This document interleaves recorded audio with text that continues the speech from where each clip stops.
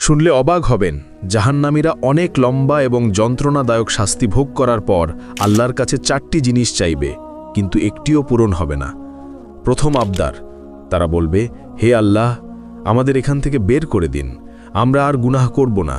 আল্লাহ পরিষ্কারভাবে বলে দেবেন, চুপ, আমার সাথে কথা বলো না। তখন তারা বুঝতে পারবে যে তারা আর কখনো এখান থেকে বের হতে পারবে না। দ্বিতীয় আবদার, তারা জাহান্নামের রক্ষক মালিককে বলবে, আমাদের জন্য আল্লাহর কাছে দোয়া করুন যেন তিনি আমাদের মৃত্যু দেন। মালিক সঙ্গে সঙ্গে উত্তর দেবেন না, 1000 বছর পর বলবেন, তোমরা এখানেই চিরকাল পড়ে থাকো। তৃতীয় আবদার, তারা শাস্তিদাতা ফেরেশতাদের বলবে, অন্তত একদিনের জন্য আমাদের শাস্তি হালকা করে দিন। ফেরেশতারা বলবেন, তোমাদের কাছে কি স্পষ্ট পথ নির্দেশ নিয়ে রাসূলেরা আসেননি?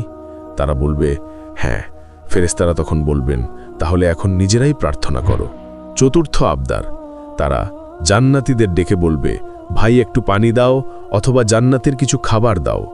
জান্নাতীরা বলবে, আল্লাহ এই সব কাফেরদের জন্য হারাম করেছেন। সবশেষে আল্লাহ বলবেন, আজ আমি তোমাদের ভুলে যাব, যেমন তোমরা আমাকে ভুলে গিয়েছিলে।